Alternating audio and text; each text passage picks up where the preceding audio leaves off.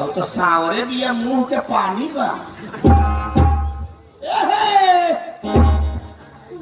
आई बतानी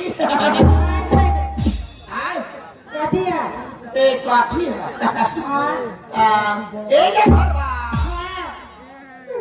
बिया हुआ हो माला काफी के माला ना ये मने नहीं खा भाईगा ना सुन ना काफी जात वाले अरे हाँ हाँ उड़ाओ हाँ भागड़ी